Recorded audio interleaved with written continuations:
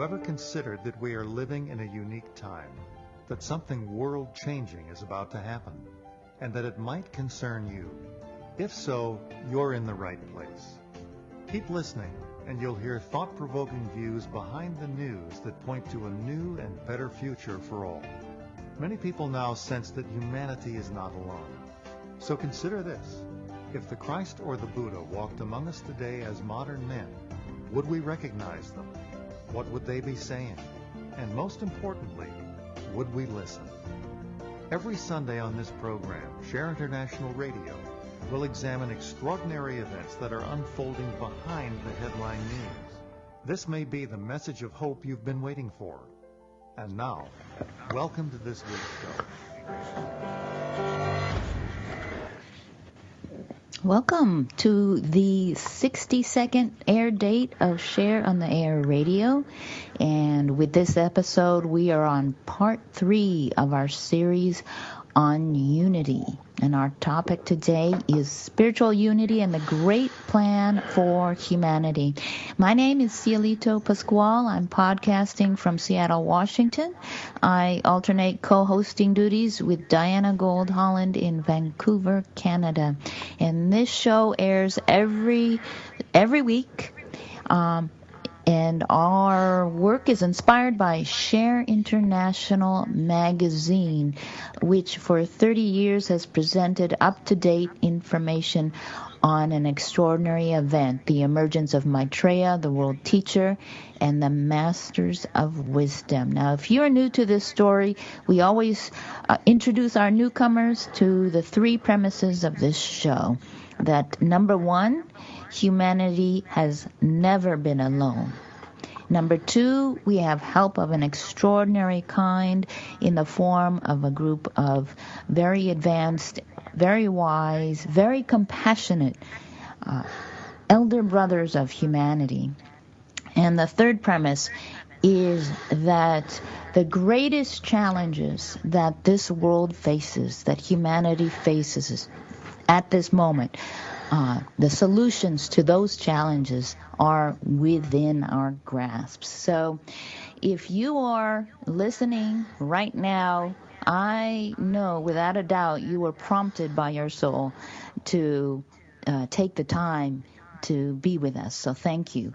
And So I will just point you to a couple of resources. We're on Facebook at Share on the Air Radio North America. That's where you can get the most up-to-date information on the show and guests and related topics, related links. And thanks to John O'Neill, who's our Facebook master there. Another resource is Share International online, which is share-international, that's spelled out, .org. And then at that site, there is a plethora, video, audio, links to countless articles on the story of the emergence of Maitreya, the World Teacher, and the Masters of Wisdom. Just there's extraordinary topics from coverage of people power movements all around the world, which is very much related to the emergence of Maitreya and the Masters, to miracle phenomena happening in the skies, happening in our cities, happening in wheat fields with crop circles around the world.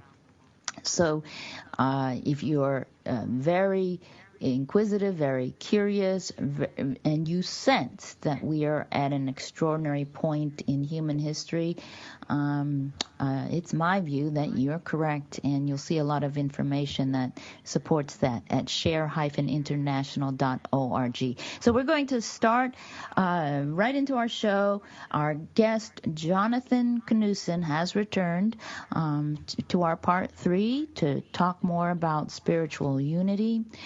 Jonathan has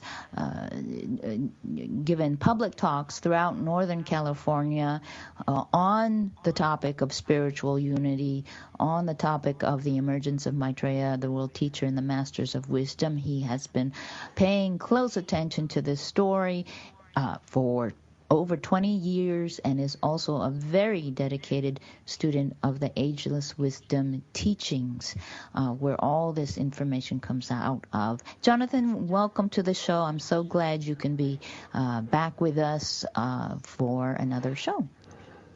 Thank you, Cielito. I'm very glad to be here.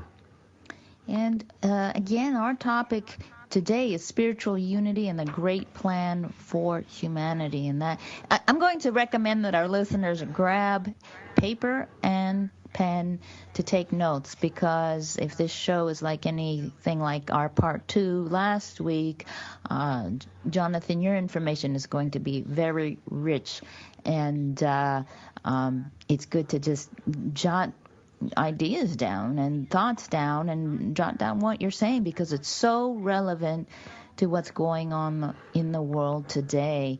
What motivates you to talk about unity? Before we jump into the topic itself, I'm sure our listeners are a little bit curious about what motivates you.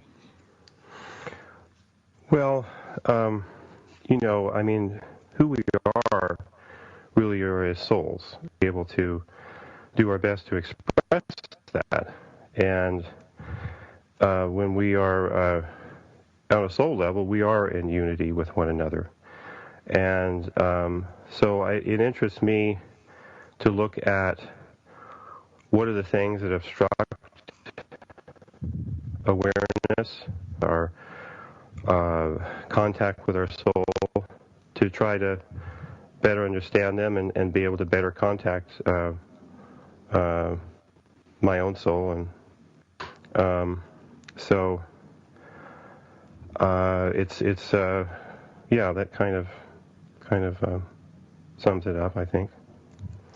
It's very simple, and yet the information is very rich. So, contacting the soul is probably the most important thing we can do, but also understanding what that means in the context of being with other people, being in groups, being in the world today. We'll unpack that. So last week's show, you began talking about the fact, like as you said, we are souls in incarnation. We are in perfect unity as souls. And you spoke of the development of spiritual intuition through meditation, through service to others, and how critical it is to develop spiritual intuition in order to experience the energies that are coming into the world today, the energies that are represented by the ideals of sharing, justice, and liberty. I found it intriguing when you said that we can understand sharing, justice, and liberty on an intellectual level, but until we can grasp it intuitively, we cannot come into the actual energies of those principles that lie behind those ideals. And you talked about sentimental unity, and in other words, seeing the world as good or bad, high or low, and identifying only with people who reflect how we believe. You talked about how disruptive and destructive that energy is. So let's get started today along that topic of division along lines of good and bad and high and low. Let's kind of get back on track on the topic of unity by talking about its opposite, that kind of division. Mm-hmm. Yeah, well, we do divide the world by these identifying with these divisions of good and bad and high. But something can be good in a sense, too. And esotericists, one thing that they're one of the essential things that they think about is spiritual evolution, and they hold that spiritual evolution exists, and that there must be therefore degrees of spiritual evolution, and it seems valid to use terms like high and low to describe them.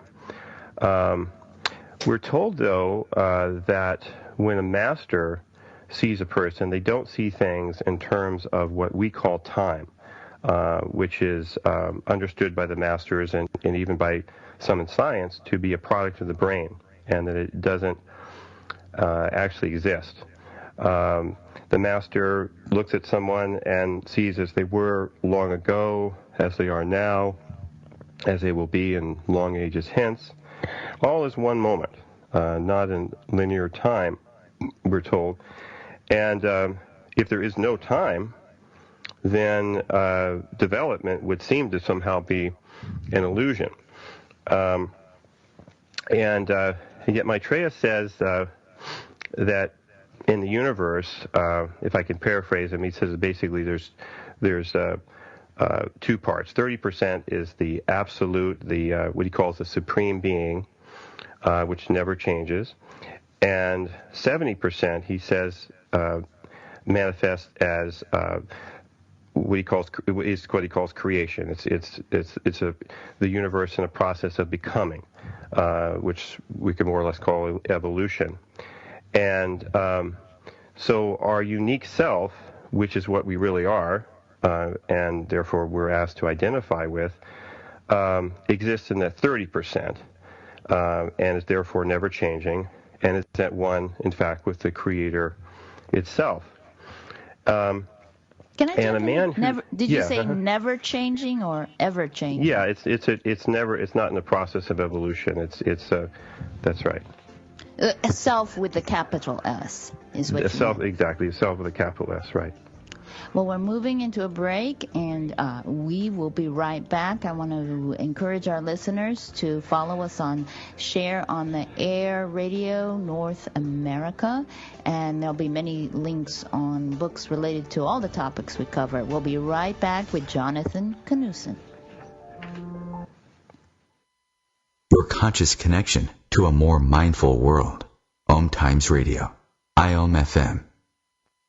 Spiritual, metaphysical, green living, psychic, alternative healing, life coaching. Do any of these or similar terms apply to your business or cause? If so, you are in a niche market with a very specific audience. Conscious Gate PR is the world's leading conscious public relations agency. With a global reach of over 4 million and growing, we offer comprehensive media campaigns to our targeted market. Learn more at ConsciousGatePR.com. Conscious marketing for conscious minds.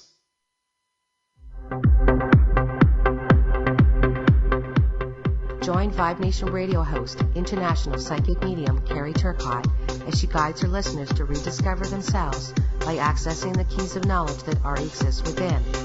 Each week's show is divinely orchestrated to intertwine with the universal energies, allowing the listeners to go deeper within. At the end of each show, Carrie will tap into the energies of the listeners and give a message from Spirit about the upcoming week. If you really want to get to know who you truly are, join Carrie each Monday at 3 p.m. on Vibe Nation Radio.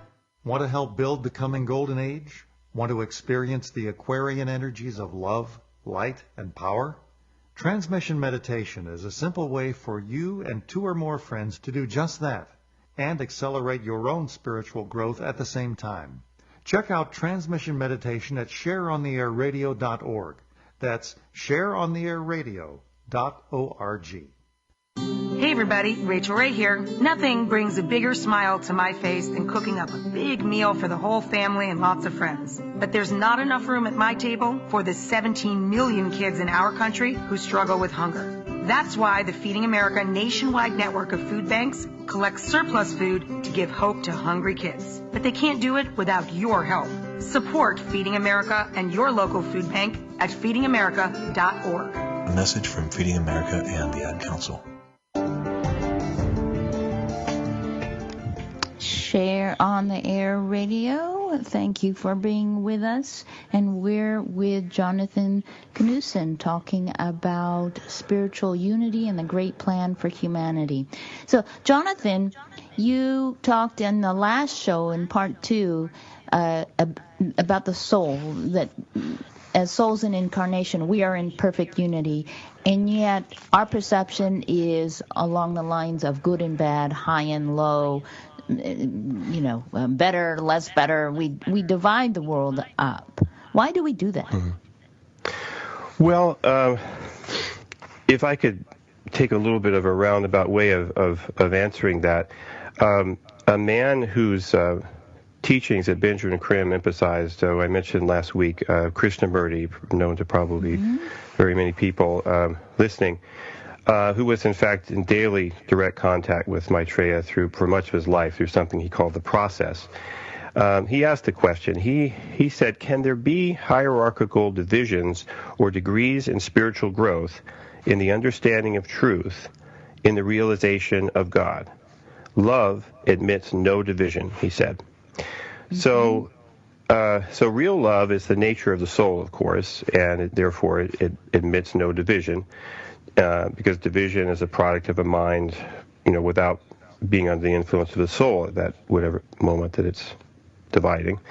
And and perhaps you can say that division and time are both a product of a mind that's not reflecting the soul.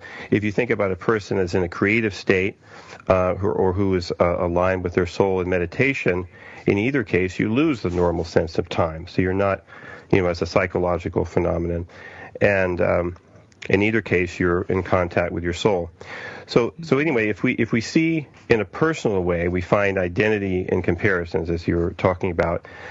Such as what Benjamin Krim called, quote, the glamour of somebody being more advanced or more important than another, and glamour being an emotional illusion. So we can see high and low in a psychological sense, you might say, such as Krim is alluding to here, or in an objective sense. And so Maitreya says that awareness is a reflection of your real self. He said that in this marvelous book, Laws of Life. And when we see with awareness, I suggest that we might recognize that someone has relative advancement, but we wouldn't associate a conditioned meaning to that they are consequently more important, and that you are therefore less important. To do that would be to see them not as they are, but in terms of the idea or the image that they're more important. And the flip side of that coin is that you or someone else is less important. And when you define yourself in relation to the other, you're conditioning each other. So to do all that would really be a kind of delusion. It's not awareness. When we don't impose... Okay. Finish your thought. If we don't impose... Sorry, I broke your train of thought. But I can't remember. I think this was during the week. I think it was Valentine's Day, and I wanted to post something on my Facebook page by a quote from Krishnamurti on love, and he said something so interesting. The way in which we are so identified. We identify ourselves on the basis of how we relate or how others relate to us. So in the terms of what our audience would understand, like teacher or guru, for instance, in that relationship, traditionally the student regards the teacher with respect and reverence and wants to please the teacher. And so if they get approval from the teacher, then they feel that they're valid. And Krishnamurti talks about how that's so absent of love when our how we regard ourselves is so dependent on another. And definitely Maitreya and the masters are not looking for us to seek approval from them. I don't know if I took you off course there, but no, that was the good. awareness that came to me. Yeah. Well, I think that says it well. And I think that's where we create divisions, where, oh, this person I admire, so I identify that person as a leader. And then, oh, I'm just a follower, so I identify as a follower. And in either case, either as leader or follower, we limit our perception of ourselves and the perception of the other person by making them conform to a role, or we conform to a role. Is this along the lines of what you're talking about, being divided along lines of good and bad, high and low? Yeah, definitely. I mean, when we don't impose illusions on ourselves and others like that, awareness really happens by itself, and that is the reflection of the soul. And as a result, when we're not deluding ourselves with these things, we actually can see the truth of our brotherhood with others, because that's the reality. We become aware of it. And at the same time, we have self-awareness. The self-awareness is the basis of spiritual growth. Growth of self-awareness is kind of the definition of spiritual growth. So when we have self-awareness, if we find that we are acting in a conditioned way and maybe seeing things along the lines as you were just suggesting, then we can see that with awareness, and we don't identify with it. We can just observe ourselves doing that. And by not identifying with it, that conditioning gradually dissolves. But we give all that up when we see things in terms of these conditioned images. And, of course, we're going to do that, but it's identifying with them that's the issue, and kind of being content to do that. And it's not necessary to be. The only reality is to be found in the moment, in the now. And when you're in the now, you're in awareness. So your soul is being reflected there. And you can see someone else as they are from your perspective, not in terms of comparison that defines you at the same time as it defines them, as you're talking about. So, in the now, there's light in someone or lack of light, love or lack of love. The soul is shining through, or the soul's light is blocked and misdirected, energizing the personality instead in a separative way to mild effect or to potent effect. There's being clouded by glamour one moment, which is emotional illusion, as I said, and unclouded the next, deluded by illusion with respect to one issue, but demonstrating the soul potently another time. So people in the service groups associated with Benjamin Creme used to come with him with problems. He talked about. He said, and they would ask him, what do you want done about this problem? Thinking of him as their leader, but he would say to them, I don't want anything done about this. He didn't have a personality identification with the image of being a leader, so he therefore didn't want people to be conditioned as his followers, implicitly or explicitly. He would offer his teachings and so forth, but people were left to figure it out for themselves. So leadership, as you were mentioning, is important, but it's really by example and not by force in spiritual groups, whether that force is a majority rule or, the opinions of authority figures. And it's such... I certainly know my experience of having worked with Benjamin Creme, and I'll let our listeners know he served as the chief editor of Share International magazine and published a dozen and a half books on the emergence of Maitreya the World Teacher and the Masters of Wisdom. And he certainly he would demonstrate a level of awareness that isn't your typical. It's not what you see in most people. And it's certainly what one couldn't help but look to Mr. Creme as being able to see the truth of a situation. So it's certainly a challenge when we relate to who we perceive as leaders or teachers, to see them as they are and not put them up on a pedestal where we're seeking approval from them. Right. And along those lines, can you talk about the Masters of Wisdom? Talk about this group of advanced elder brothers of humanity. They are led, so to speak, by Maitreya the World Teacher, whom they regard as their teacher. Can you give us the distinction of their roles as guides as opposed to authority figures? Well, in the Alice Bailey books, which most of those are really written by a master named Joel Kuhl, Master DK, and every book that he wrote, it says, a quote from it is, "For you to ascertain their truth by right practice and the exercise of the intuition." So the teachings that they're giving there are for you to just for your consideration to decide whether they're right or wrong. He says in another place that all I am giving you is intended to be suggestive and to develop in you the power to use the interpretive sense. By that he means the intuition, which is latent in every man. So definitely the masters don't want to be seen as authority figures. They don't want to be followed.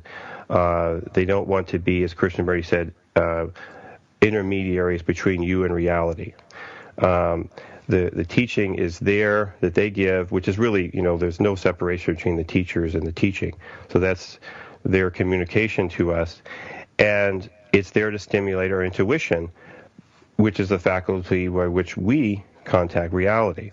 And that's the point. That's what they're really here to help stimulate us to do, is to connect with our soul one way or another, through our heart, through our mind, so forth, through our creativity. Because that's what they're here to do, is to inspire us to be a light unto ourselves. And along these lines, the Master DK said a quote that I find really compelling. He says that we seek to train intelligent servers of the race, and these are developed by self-initiated effort, freedom in action, and discrimination in method, and not by unquestioning obedience, negative acquiescence, and blind following. Let this not be forgotten. He said, if any command may ever emanate from the subjective band of teachers of whom I am a humble member, let it be to follow the dictates of your own soul and the promptings of your higher self. So, quote. It is, yes. We're approaching a break, so we're going to continue talking about the Masters of Wisdom. And I do want to make a point after the break, how present they are with the human race. You use the term race, so I'm going to emphasize that it's the race of humanity. That's what you are referring to. So we'll be back after the break with Jonathan Knudsen on Share on the Air Radio. Stay with us. Free your mind. Expand your soul. OMTimes Radio. IOM-FM. Have you bought into the idea that you have to work hard for your money, that business is hard? I will share some dynamic access consciousness tools to get you out of your own way so you can create a business that actually succeeds. Join me, Simone Millicers, on The Joy of Business at 4 p.m. Mondays Eastern. Want to help humanity and the planet? Transmission meditation is a simple but powerful way for you and 2 or more friends to do just that and dramatically accelerate your own spiritual growth. You can read the book on transmission meditation free online. Visit shareontheairradio.org for details. That's shareontheairradio.org. shareontheairradio.org. My name is Dale Pazinski, and this is how I live United. I volunteer with United Way, helping the homeless in my community by teaching computer skills and helping them build a basic resume to save on their very own USB drive. It's huge when somebody says, "Hey man, that job that you helped me apply for, I got it." My name is Dale Pazinski. I help people achieve financial independence. So I don't just wear the shirt, I live it. Give, advocate, volunteer, Live United. Go to liveunited.org. Brought to you by United Way and the Ad Council.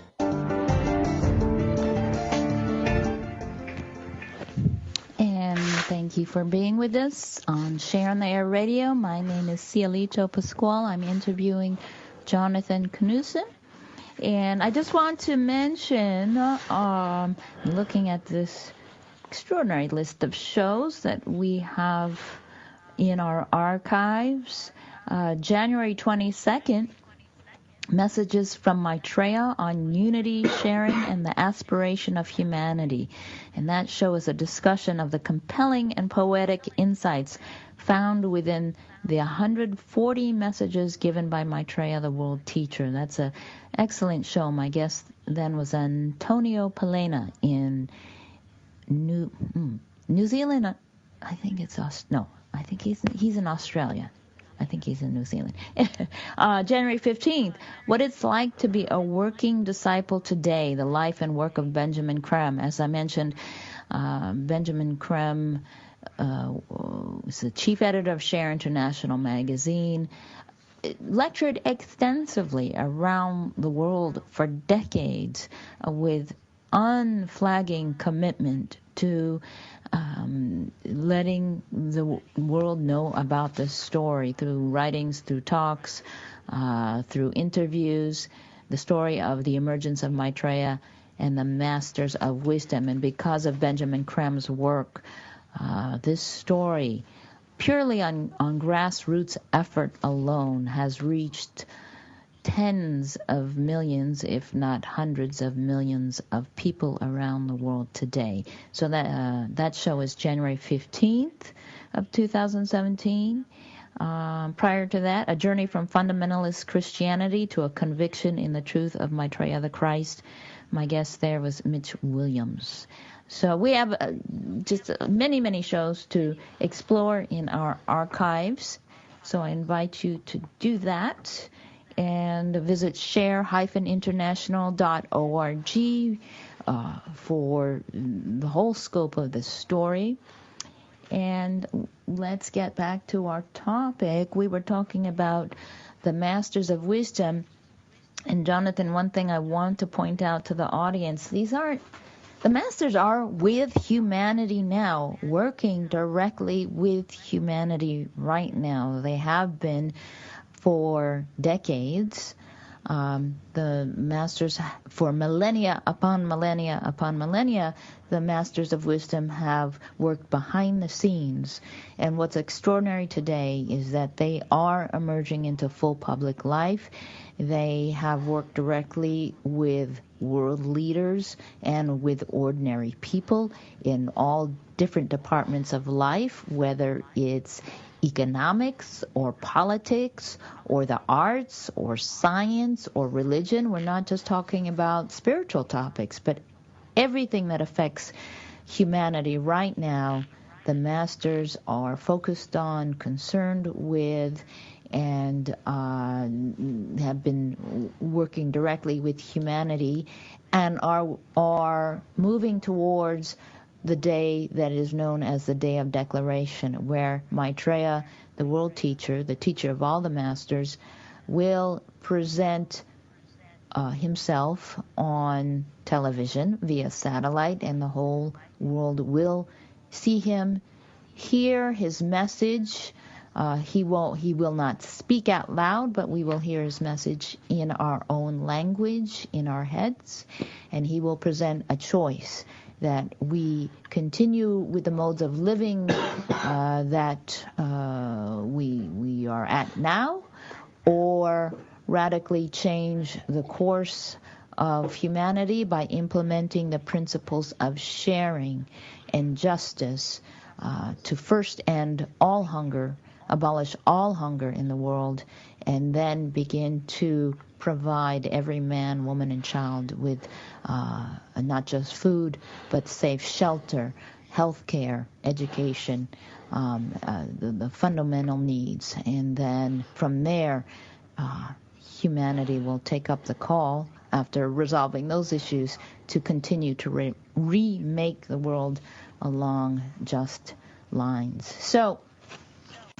this dovetails now with my next question, Jonathan, about the great plan for humanity. What is this great plan that we read about in the Ageless Wisdom teachings, and what is the spiritual purpose?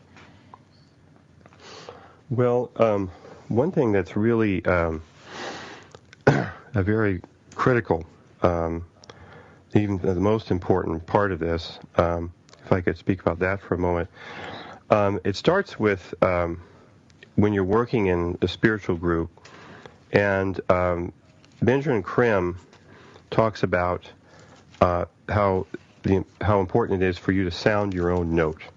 So every person's soul makes a sound that can be heard by a master, for example, that's a sound that's unique to them, in an esoteric sense of sound. And as you follow the dictates of your own soul, as the Master DK was talking about, as a quote, that note, that sound is heard with greater and greater emphasis. And in a group of other people who are also doing that, a collective note comes to be heard. And this process, when duplicated by other groups around the world, leads to a tremendous increase in the amount of hierarchical energy that can be sent into the planet, which is a completely critical part of the plan of God as we go forward into this new age. And this process is basically the creation of group consciousness. And Benjamin Krim has said that although people in spiritual groups don't realize it at first, it really is what being in a spiritual group is all about, rather than, say, the outward actions maybe of distributing information of one kind or another.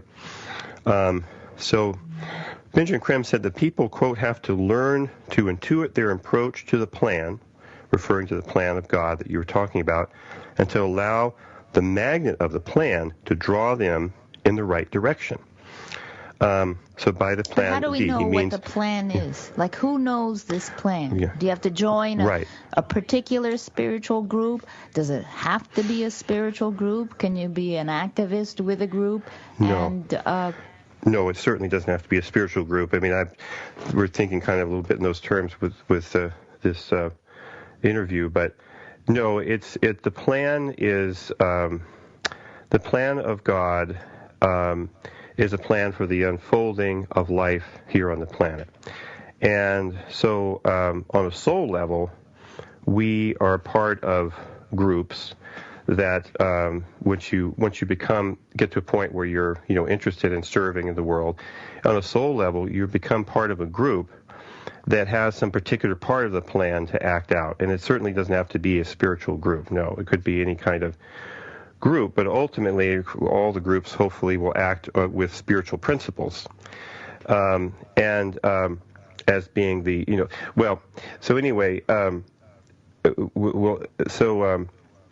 basically the purpose, spiritual purpose, is the plan of God as you intuitively sense it. You have to use your intuition, and that's how, using your intuition, you sense that the magnet is pulling you one way or pulling you another, pulling you to work in one field or pulling you to work in a different field. So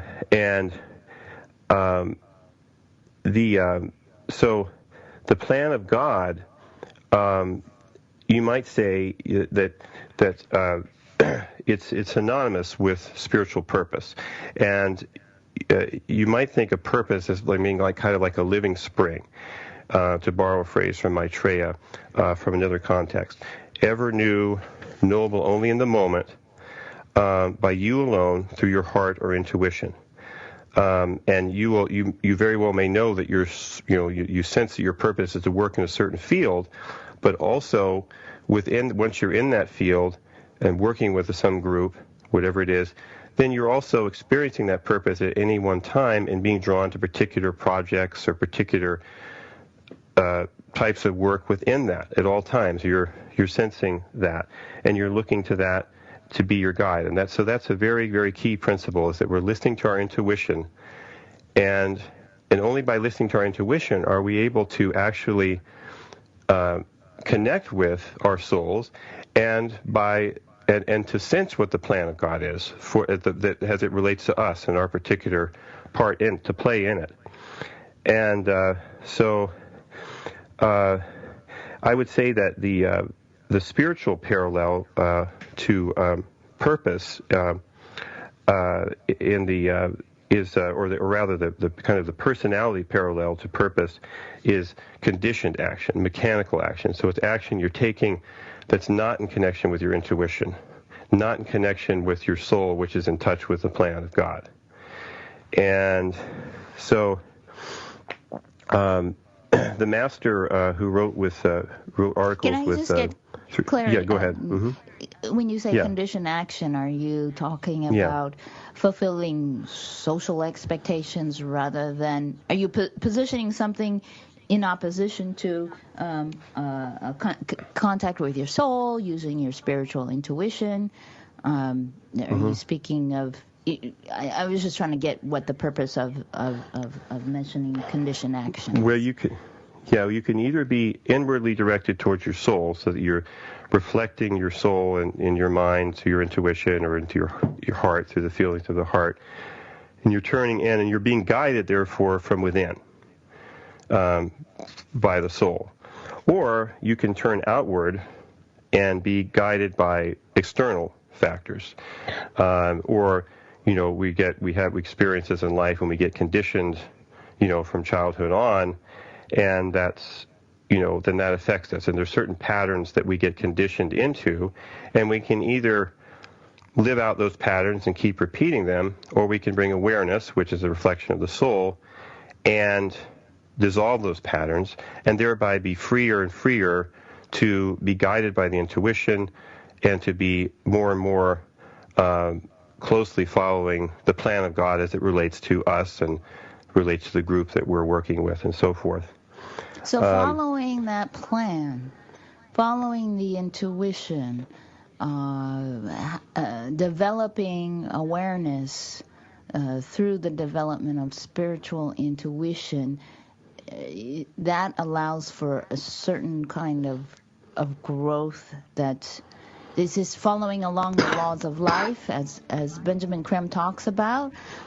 We'll hold it right there and answer that question in our fourth segment and last segment following the break. And stay with us. It gets only better in that last segment. Share on the Air Radio. I'm Cielito Pascual with Jonathan Knudsen, and we'll be back. Thank you. Free your mind. Expand your soul. OMTimes Radio. IOM-FM. The number one reason girls drop out of school in sub-Saharan Africa is lack of access to feminine hygiene products. The Pads for Schoolgirls Project, an outreach of Humanity Healing International, is changing this paradigm by setting up sewing programs at schools, teaching girls a vocational skill, while producing the reusable pads that help keep them attending classes. The girls pay it forward by making and giving pad kits to other girls in need. To learn more, visit humanityhealing.org. Humanity Healing is where your heart is. Hi, I'm Kelly Fox, host and astrologer of The Astrology Show. Each week, I'll give you access to the current transits, which are a valuable tool that provide astrological information to help unlock the potential each of us has. Understanding the stars can help steer us in the right direction to make better informed choices. So if you're wondering what's going to happen in your week ahead, be sure to tune in to The Astrology Show for guidance, Mondays at 9 p.m. Eastern Time. Share International Magazine is unique in the world today. It draws connections that make sense between headline news and spiritual changes unfolding now on a global scale, and explains the forces driving those changes. It may be the message of hope you have been waiting for. Investigate for yourself at shareontheairradio.org. That's shareontheairradio.org. Shareontheairradio.org. It only takes a minute to find out if you may have prediabetes, and you can do it at doihaveprediabetes.org. But you're probably not going to, are you? Kids, work, listening to the radio. You're busy, which is great because busy people can't get prediabetes. Oh my, I read that wrong. They can. Should have worn my glasses. So visit doihaveprediabetes.org and take a short test, because prediabetes can be reversed. Brought to you by the Ad Council and its pre-diabetes awareness partners. And we are back.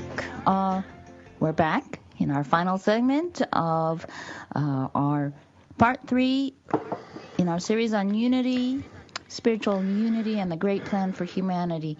And during the break, Jonathan, we were kind of connecting. I'll get right to this question. So, not everyone in the world is. It's not like everyone on the planet has to be connected to their soul. Is that correct? And well, yeah. Most people are concerned with putting food on the table for the families, getting their kids to, taking care of their children, getting their kids through school, making the money that it takes to pay the mortgage and pay for school fees and go to the doctor. And most people are concerned with that. And so the idea of following the spiritual intuition seems to fly counter to that. And probably most people, let's talk about that. Like, who are we addressing when we talk about developing spiritual intuition? Can anyone do this, or do you have to do you have to have a real simple life with no big obligations to other people? Who's able to do this? Well, as people do evolve, they get more and more, they get to a point where the soul is starting to influence them. And at first it's going to be through the heart more than, the intuition comes along a little bit later. But once people are interested in doing service, then they're somebody that is, I would say, ready to at least have the beginning ability to contact their intuition, to have the soul reflected through their mind. So,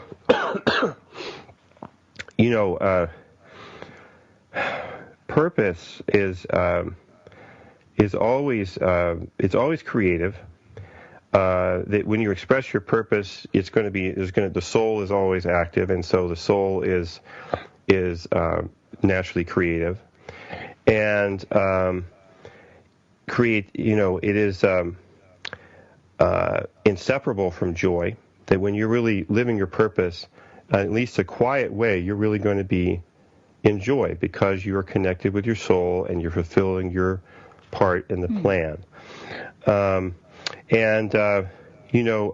There's a curious phrase in the Bible actually called the Son of Man, and I was told that it was the most common way that the Christ described himself in the Bible as the Son of Man. And I always thought that was a little bit puzzling. And what does it mean? I mean, that he's the Son of Man? I mean, it doesn't quite make sense to me, but it occurred to me that the Son of Man means that when we're being creative, expressing the living, in the moment purpose of our soul, that we're really giving birth to the Christ consciousness, and that the consciousness of Maitreya through us. So in that sense, he's the Son of God, he's the Son of Man. So that's what our job is, that humanity's job is to be able to express that Christ consciousness. And it's the only way that the world will be able to be transformed. The masters can't do it for us. They're here to help, but they can't do it for us. We have to do it. The heavy lifting. Right. You mentioned energies, and I want to bring some attention to that because we don't often go there, but it is critical to understand that. You talk about how the masters send energy into the world. You talk about how through spiritual intuition we can grasp and anchor the energies of certain spiritual principles like sharing and justice and liberty. And can you just talk briefly about, for our listeners, about energy and the importance of understanding that all of life is energy. How can that help us understand unity? Well, there are tremendous energies that are coming into our planet all the time that the masters, as I mentioned last week, are the custodians of. And, if we come into contact with those energies through the way we first experience them is as ideas. But behind those ideas, they really are energies. And if we use our intuition to contact the ideas through that way, that's the only way we can actually come into contact with the energies that are behind those ideas. And when we do, then those energies enter us and they animate us, and we live those energies. And we respond to those energies. When you say animate respond to those energies. We respond by, I want to do something, I want to get involved with a group, I want to commit my free time to being of service. That's what you're talking about, being animated. Right. Exactly. That's the voice of the intuition, or the voice of the heart. Yeah. Mm-hmm. So, or promptings from the soul might be another way to say it as well. When we finally respond to the promptings of the soul, then we're drawn to a particular work, a particular purpose, and then we join a group. So let's talk about how do we get distracted from soul unity when we're part of a group? Well, let's see. I mean, if I could be okay to quote the Master DK again, talking about a problem, kind of summarizing a major problem within groups.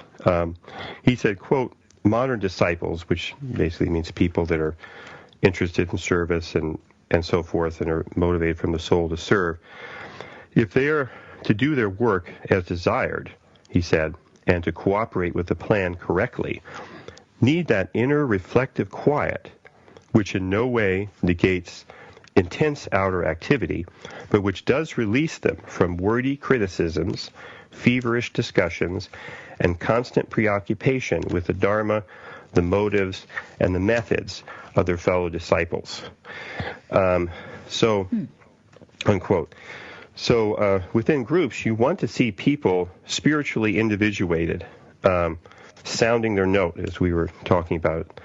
And there's a phrase in esotericism called unity in diversity. And the diversity in that phrase is not referring really to personalities or backgrounds, although those differences, of course, exist there, but diversity at the level of the soul. Each soul is unique in all creation, Maitreya emphasizes. And that is what the diversity about in this phrase, unity and diversity. And, of course, to contact your unique nature with its unique purpose, which are both sacred, you need to put your attention on the self. You need to use your intuition to discern what your part in the plan is at any given moment. And that takes inner reflective quiet, as he was referring to. It also takes energy, the very energy that gets wrapped up and frittered away through the sentimental relations, sentimental conflict, sentimental unity with others, partiality to others within a group. And as we noted last week, Benjamin Krantz said both of those things are equally destructive. So every group member really has to have reverence for Maitreya and the Masters if there's going to be order in the group. And together, when you say reverence, you don't mean devotion. Mm-hmm. I don't mean devotion, right? I mean respect, deep respect, and that really means, because the teachers are inseparable from the teaching. These masters are inseparable from the teaching. That's how we kind of know them, is through their teaching. So we study their teaching, and together with freedom of thought. Having reverence and respect for the masters is really one of the two pillars of spiritual community. So by putting the focus on the teaching of the masters and therefore the masters, we're really withdrawing it from personalities, personality conflicts, personality unity. And the energy that we are wasting through those kinds of relationships is freed up. And then we find that we're all coordinated together by the hierarchy, by the masters, in other words, via our intuitive rapport with them through our intuitive understanding of the teaching and contacting the energies behind the teaching by intuitive contact with that. I'm going to jump right in here because we have very little time left.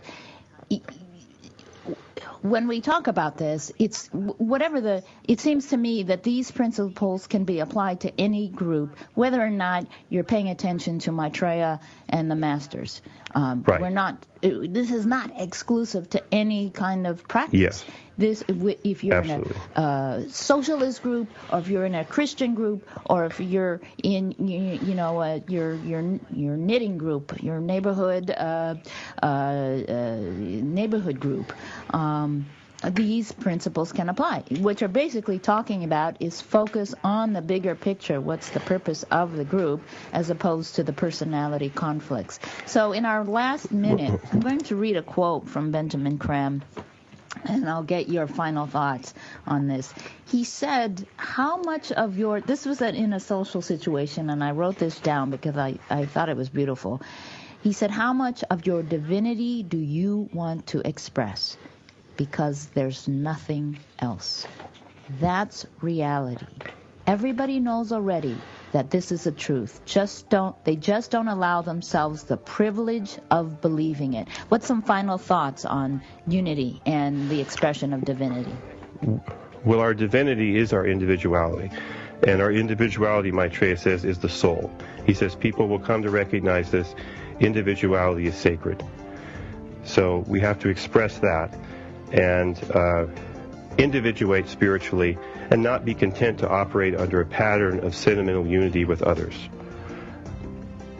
Jonathan, thank you so much. In sentimental relations. Certainly. For all the thought-provoking ideas. And to our listeners, thank you for being with us. We're here every